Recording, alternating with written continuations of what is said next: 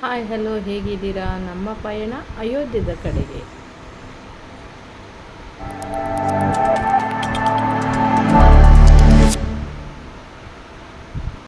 ಇನ್ನೇನು ರೀಚ್ ಆಗ್ತಿದ್ದೀವಿ ಅಯೋಧ್ಯ ಅನ್ನೋಷ್ಟೊತ್ತಿಗೆ. ತುಂಬ ದೂರ ಇತ್ತು, ಇನ್ನೂ ಇಲ್ಲ ಅಂದ್ರೂ 150 ಕಿಲೋಮೀಟರ್ಸ್ ಇತ್ತು. ಅಯೋಧ್ಯೆ ರೀಚ್ ಆಗುವಾಗ ಇನ್ನೇನು ಸ್ವಲ್ಪ ದೂರದಲ್ಲಿ ನಾವು ರಾಮನ ನೋಡುವ ಖುಷಿ ಇತ್ತು. 1 ವರ್ಷದ ಕಾತುರ ಇತ್ತು. ನಮ್ಮ ಮತ್ತು ಹಿಂದೂ ಧರ್ಮದ ಆಸೆ ಕೂಡ ಇತ್ತು. ನಮ್ಮ ಜೊತೆ ಬಂದಿದ್ದವರು ನಾವೊಂದು ರೂಮಲ್ಲಿ ಸ್ಟೇ ಆಗಿದ್ವಿ, ಒಂದು ಮನೆಯಲ್ಲಿ. ಅವ್ರು ನಮ್ಗೆ ತುಂಬ ಹೆಲ್ಪ್ ಮಾಡಿದ್ರು, ಎಲ್ಲ ಮಲಗಲಿಕ್ಕೆ, ಸ್ನಾನ ಮಾಡಲಿಕ್ಕೆ, ಊಟಕ್ಕೆ, ತಿಂಡಿ ಎಲ್ಲ ಅಡ್ಜಸ್ಟ್ ಮಾಡಿದರು. ತುಂಬ thank you for ma'am and sir. Next ಮತ್ತೆ ನಮ್ಮ ಪಯಣವನ್ನು ಸ್ಟಾರ್ಟ್ ಮಾಡಿದ್ವಿ. ಸ್ಟಾರ್ಟ್ ಮಾಡಿದ ತಕ್ಷಣ ನಾವು ಹೋಗ್ತಾ ಇದ್ವಿ. ಹೋದ ತಕ್ಷಣ ಇನ್ನು ಅಲ್ಲಿಂದ 150 ಕಿಲೋಮೀಟರ್ಸ್ ಅಂತ ಹೇಳಿದರು.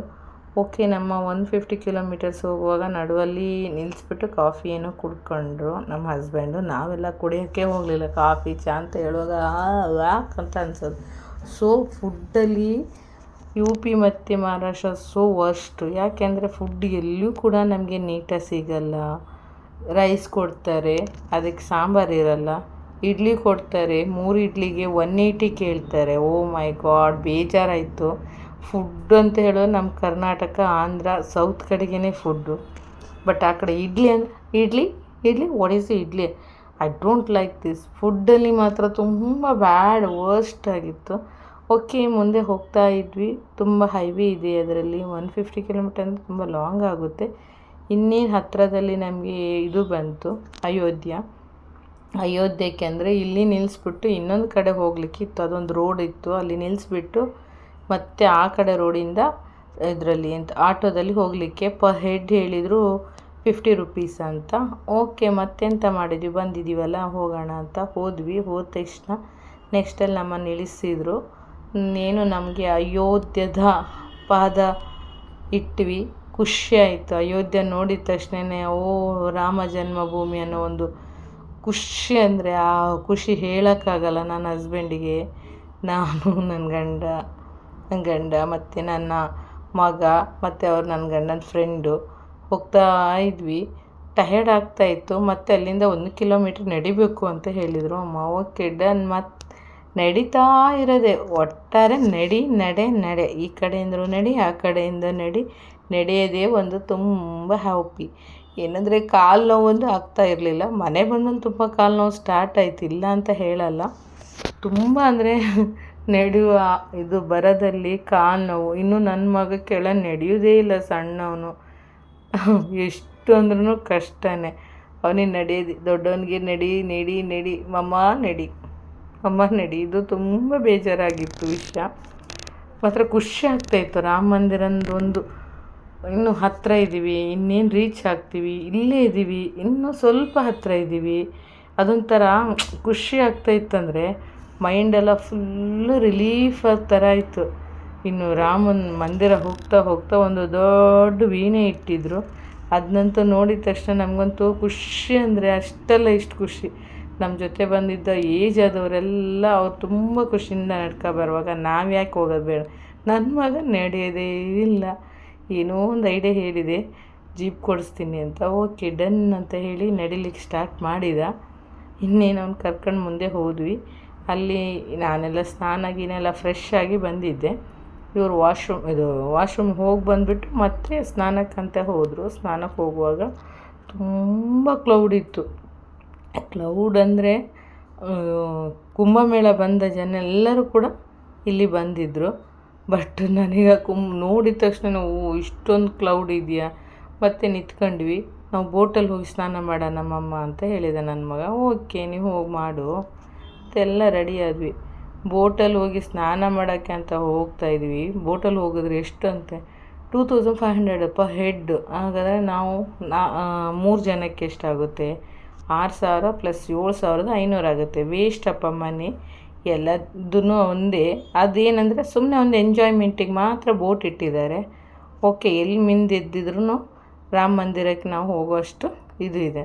ಮತ್ತೆಲ್ಲರೂ ತೆಕ್ಕೊಂಡಿದ್ದಾರಂಥ ಡ್ರೆಸ್ಸನ್ನು. ನಾನು ಕೂಡ ಅಲ್ಲೇ ಬೈ ಮಾಡಿದೆ. ಚೆನ್ನಾಗಿದೆ ಒನ್ ಡೇಗೆ ಮಾತ್ರ ಅದು ಹಾಕ್ಲಿಕ್ಕಾಗೋದು, ಮತ್ತೆ ಬರಲ್ಲ ಅದು ಹಾಕೊಳ್ಳೋಕ್ಕೆ. ಬಟ್ ತೆಕ್ಕೊಂಡ್ವಿ. ಹೋಗ್ತಾ ಅಂದರೆ ತುಂಬ ದೂರ ಇದೆ, ಲಾಂಗು. ನಮ್ಗೆ ವೀಡಿಯೋ ಮಾಡೋಕ್ಕಷ್ಟು ನಮಗೆ ಪೇಷನ್ಸ್ ಇರಲಿಲ್ಲ, ಅಷ್ಟು ಟಯರ್ಡ್ ಆಗೋಗ್ಬಿಟ್ವಿ ನಾವು. ಅಂದರೆ ಇದ್ರ ಕಾಶಿಯಲ್ಲಿ ಕೂಡ ನಮಗೆ ಟಯರ್ಡ್ ಆಗಿತ್ತು, ಆಲ್ಮೋಸ್ಟ್ ಅಲ್ಲಿ ತುಂಬ ಟಯರ್ಡ್ ಆಗಿಬಿಟ್ಟದು ಕಾಶಿಯಲ್ಲಿ. ಇನ್ನು ನಮ್ಮ ಜೊತೆ ಬಂದವರು ಈ ಅಂಕಲು ಮತ್ತು ಆ ಅಂಕಲ್ ಅವರಿಬ್ಬರು ಹೌದು. ಇನ್ನು ನನ್ನ ಹಸ್ಬೆಂಡು ಮಗುವನ್ನು ಯಾವಾಗಲೂ ತಲೆ ಮೇಲೇ ಇತ್ಕೊಂಡು ಓಡಾಡ್ತಾ ಇದ್ದರು. ಮಾತಲ್ಲೂ ಏನಂದರೆ ಜೈ ಶ್ರೀರಾಮ್ ಅಂತ ಹೇಳಿದರೆ ಬೇಗ ಹಾದಿಯನ್ನು ಮುಟ್ಟಬೋದು ಅನ್ನೋ ಒಂದು ಸಣ್ಣ ಕನಸನ್ನು ಹೋಗ್ತಾ ಇದ್ದರು. ಮತ್ತು ಆಗ್ತಾ ಇರಲಿಲ್ಲ, ನಡುವಲ್ಲಿ ನಾವು ಕೂತ್ಕೊಂಡು ತೆಕ್ಕೊಂಡಿಲ್ಲ ಅಂತಲ್ಲ, ಕೂತ್ ತೆಕ್ಕೊಂಡು ತಿಂತಾನ ಹೋಗ್ತೇವೆ. ಮತ್ತು ತುಂಬ ಲಾಂಗ್ ಇತ್ತು ಪರವಾಗಿಲ್ಲ ಅಂತೇಳಿ ವಾಕ್ ಮಾಡ್ತಾ ಒಳ ಹೋಗಿ ಕ್ಲೌಡ್ ಆಯಿತು. ಮತ್ತು ಕ್ಯೂ ಅಂದರೆ ಫುಲ್ ಅಗಲದ ಲೈನ್ ಇತ್ತು, ಅದು ಹೋಗ್ಬೇಕು. ಕನ್ಸ್ಟ್ರಕ್ಷನ್ ತುಂಬ ನಡೀತಾ ಇದೆ, ಜಸ್ಟ್ ಮೂವ್ ಆನ್ ಅಂತ ಹೇಳಿ ಜಸ್ಟ್ ಓಪನ್ ಆಗಿದೆ ಅಷ್ಟೇ. ಅದು ನಾವು ಹೋಗುವ ರೋಡಲ್ಲೆಲ್ಲ ನಾವು ಆಚೆಯಿಂದ ಈಚೆ ಈಚೆಯಿಂದ ಆಚೆ ನಡ್ಕೊಂಡು, ಇನ್ನು ನನ್ನ ಮಗ ಮಿಸ್ ಆಗಬಾರ್ದು ಅಂತ ಹೇಳಿಬಿಟ್ಟು ಅವನಿಗೆ ಟವಲ್ ಕಟ್ಕೊಂಡೆ. ಯಾಕೆಂದರೆ ಇವನು ಓಡೋಕ್ಕೆ ಸ್ಟಾರ್ಟ್ ಮಾಡಿದರೆ ಮತ್ತೆ ಬಿಡಲ್ಲ ಮಕ್ಕಳು ಬಿಡಲ್ಲ ಅಂದರೆ ನಾವು ಏನು ಮಾಡೋಕ್ಕಾಗಲ್ಲ, ಓಡ್ತಾ ಇರ್ತಾನೆ ಅಂತ ಹೇಳಿ ಹಿಡ್ಕೊಂಡೆ. ಲಾಸ್ಟಿಗೆ ಅಂತೂ ನಾವು ಟೆಂಪಲ್ ತಲುಪಿದ್ವಿ, ಅದು ದೊಡ್ಡ ಖುಷಿ. ಅಲ್ಲಿ ನೋಡ್ತೀವಿ ಜನಸಾಗರ. ಫಸ್ಟ್ ದೇವ್ರು ನೋಡುವಾಗ ನಮಗೆ ಇಷ್ಟು ಸಣ್ಣ ದೇವ್ರ ಎಂತ ಇದು ಹಿಂಗೆ, ಮತ್ತೆ ಒಳ ಹೋಗಿ ಹೋಗಿ ಹೋಗಿ ನೋಡ್ತಾ ಇದ್ವಿ. ಅದು ಖುಷಿನೇ ಬೇರೆ. ಒಳ ಹೋಗ್ತಾ ಹೋಗ್ತಾ ಹೋಗ್ತಾ ಒಂದೊಂದು ಕೆತ್ತನೆ ಮಾಡಿದ್ದಾರೆ, ಅದಕ್ಕೆ ಇನ್ನೂ ವರ್ಕ್ ನಡೀತಾ ಇದೆ. ರಾಮ ಮಂದಿರದ ಎದುರಲ್ಲೇ ತುಂಬ ವರ್ಕ್ ನಡೀತಾ ಇದೆ, ಇನ್ನು ಆ ಕಡೆ ಈ ಕಡೆ ಜನಸಾಗರ ಬೇರೆ, ವರ್ಕ್ ಬೇರೆ. ಅದು ನೋಡಿದ ತಕ್ಷಣ ಖುಷಿ ಆಗೋದಿದೆ ಅಲ್ವಾ, ಸ್ವರ್ಗನೇ ಇಲ್ಲಿದೆ ರಾಮನ ಹತ್ರ. ಅದಕ್ಕೆ ಹೇಳೋದು ರಾಮ ಅಂತ ಹೇಳಿದ ತಕ್ಷಣ ಎಲ್ಲರೂ ಕೈ ಮುಗಿಯೋದು ಇದೊಂದು ರಾಮ ಅನ್ನೋ ವರ್ಡಿಗೆ.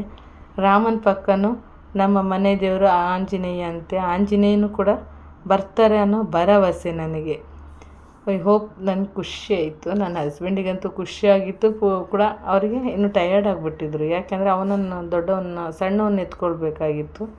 ನನ್ನ ಮಗ ಅಮ್ಮ ನಾನು ಸ್ವಲ್ಪ ಕ್ಯಾಮ್ರಾ ಇದು ಮಾಡ್ತೀನಿ, ಆಚೆ ಸ್ವಲ್ಪ ಹಿಡ್ಕೊಳ್ಳಿ ಅಂತ ಹೇಳಿದ. ಓಕೆ ಡನ್ ಅಂತ. ಇನ್ನು ಅದಾದ ನೆಕ್ಸ್ಟಲ್ಲಿ ನಾವು ಒಳ ಹೋಗ್ತಾಯಿದ್ದೀವಿ. ಒಂದು 5 ನಿಮಿಷ ಕೂಡ ನಮಗೆ ಸ್ಟೇಬಲ್ ಆಗಿ ಬಿಡ್ತಾಯಿಲ್ಲ, ಯಾಕೆಂದರೆ ನೀವು ಹೊಡಿ ಎಳ್ದು ಹಾಕ್ತಾಯಿದ್ದಾರೆ ಪೊಲೀಸು. ಅದರಲ್ಲೂ ಖುಷಿಯಲ್ಲಿ ಒಂದು ಆಸೆ ಅಂದರೆ ಆದರೂ ಹೋದ್ವಿ. ಜನಸಾಗರ ನೋಡಿದರೆ ಸಾಕು, ಕಣ್ಣು ಅದರಲ್ಲೇ ಮತ್ತು ಎಲ್ಲರೂ ಕೂಡ